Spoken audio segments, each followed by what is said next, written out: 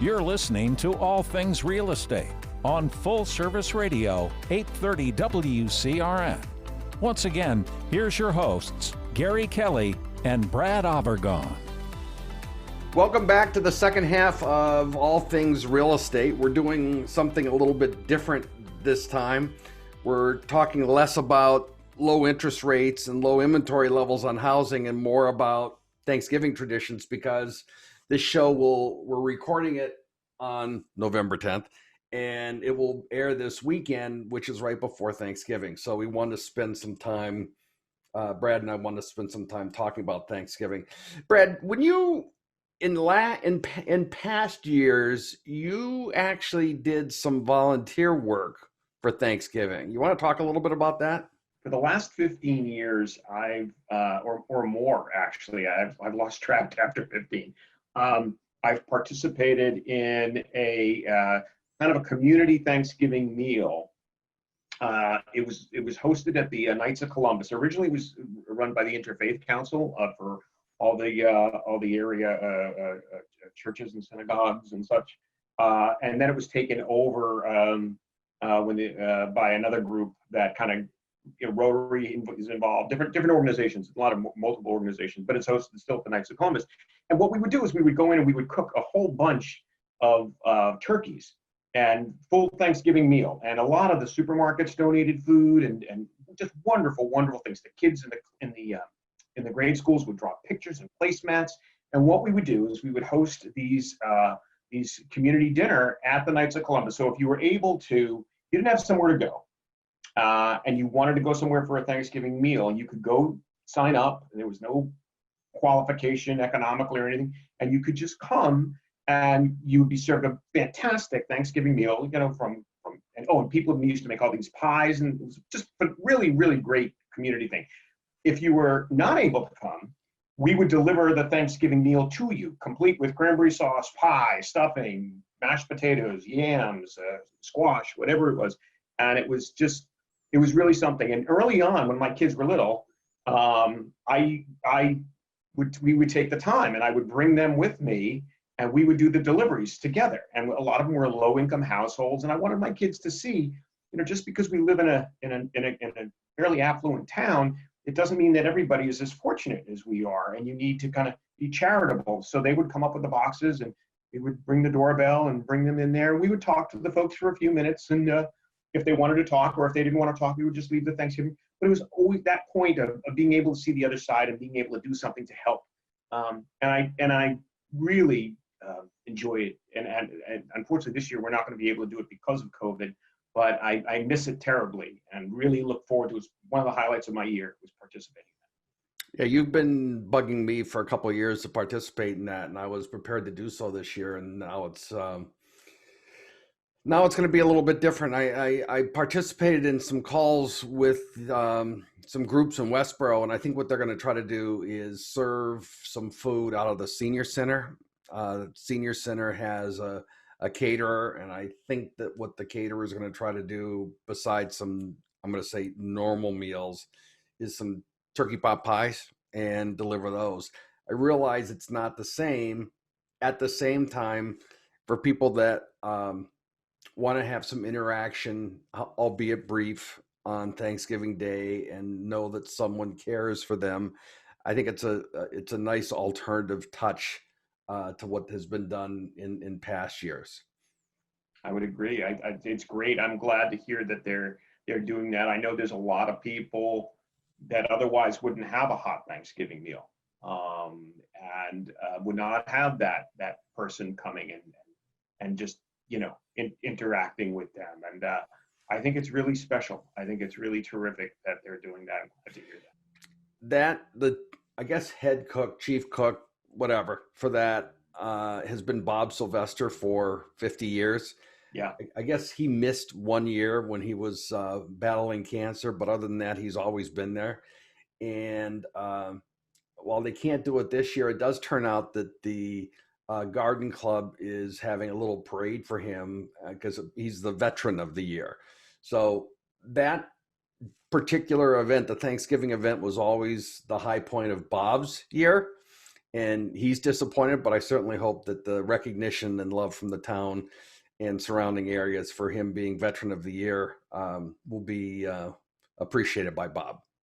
I got to tell you a funny story about Bob. So over the years, as I said, it started with me delivering the meals to a lot of the folks that were shut-ins and such, and sometimes hosting a table at the community event. But over the years, I got very involved in the kitchen, getting in there early on. And what a great bunch of folks come in there and they actually cook the turkeys and serve them. Well, Bob runs the show. He is without question the head dude there. And last year, trying to get him to slow down a little bit and get him to sit in the chair, still supervised, but still sit in the chair, was hysterical, because he'd get up and, oh, you're doing it wrong. You got to do it this way. And he's such a fantastic guy and such a character. He said, and then his daughter will come in and they go back and forth. And my goodness, you spend as much time laughing as you are cooking. It's just, right. It's really a lot of fun. I'm going to miss it this year for sure. Yeah, Bob and Roberta. Roberta she's actually chair of the Westboro Spirit Committee, and she runs the Heart of Westboro Facebook page, and it's hysterical to have the two of them go back and forth. We were handing out flowers and stuff, and Bob will kill me afterwards for this, but we went to her parents' house, and Bob's sitting there with his pants unzipped, just sitting in the chair. And, there's three of us that come in. We got some flowers. The mother's very happy. And Bob is like, Bob, don't get up. It'll be fine. Just a nice family. Very much so. Very much so. So what, as you think about Thanksgiving this year and look forward to other people, what do you think some of the options are for people having Thanksgiving in the COVID era, recognizing that neither one of us are Dr. Fauci and Charlie Baker would say, don't get together? What alternatives do you think exist? I saw one person, I've got a friend, Dominique, whose mother runs a business where she refinishes kitchen cabinets. And she did a Thanksgiving recently while the weather was still temperate with picnic tables that were clearly 10 feet apart. And again, it was the idea of getting together and not having exposure, but not just saying we're going to turtle. So what are your thoughts, Brad? I think you got to find that comfort zone. I know I've heard some families, rather than be in the dining room, they're moving into the garage because they get, that extra space, extending the table so you've got that extra space, maybe you bring up a bridge table or something so you can really create that bit of security or social distancing, call it whatever you want, but be able to get together. Some folks are doing it via Zoom. Zoom has become so popular this year. They're doing a Zoom Thanksgiving, or maybe not a whole meal that way, but maybe a Zoom dessert or Zoom something. I think the most important thing, Gary, that comes out of this is what I touched on in the first half of the show, which is perspective. This has been a truly unbelievably challenging year for most people. I'm going to say most people, because of all of the issues.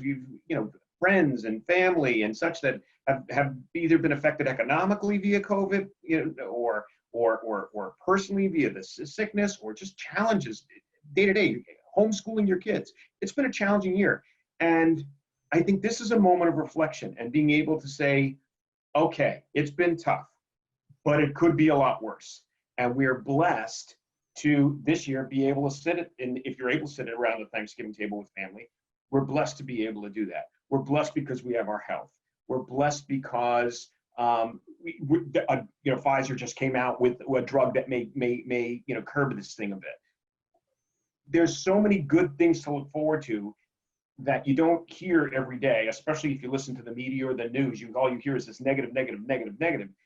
It's important to take this moment, this day, and to give thanks and say, we're really things could be so much worse. We're really blessed. Brad, I want to thank our listeners, because if it weren't for the listeners, we wouldn't be doing this. So, Brad, I thank you. Thank you, Gary. We make a passing acknowledgement to Ted A. Ted is the chief engineer at WCRN, and he takes the crud that we send to him and makes it sound good and puts it on the radio. And he is he's a very outgoing guy. If you ever listen to WCRN in the afternoon, it's Ted that's actually doing the news. And if you listen to the subtleties, he's actually hysterical. So I want to thank him. I want to thank Keith, who does the work on our edits on video. Keith Erickson is a really great guy, recently married, newlywed, that kind of thing. And he still finds time to work on this. And I will tell you that every time we do one of these, Keith comes back with, okay, next time do this, next time you do that. Always positive, always upbeat, always great to work with. And, I want to thank our families. Cindy and your family puts up with you listening to the replay. I say to Sue, do you ever listen to the show? And so we sit there and we talk about it. But I think it's good. I think we are blessed. And I want to end the show on that note that we are all blessed in our own way during this horrible time in the country with the pandemic. And again, Brad, if someone wants to reach you, how would they reach you? The best way to reach me is via cell phone, which is 978-375-5531, or at Avergon, Avergon, at envisionbank.com. And Gary, how about reaching you? I am on cell at 508-733-6005, and I can be reached at gary@movewithgary.com. So everyone, Brad, have a happy Thanksgiving, and to all of our listeners, have a great Thanksgiving as well. Happy Thanksgiving, everyone. You've been listening to All Things Real Estate on Full Service Radio, 830 WCRN.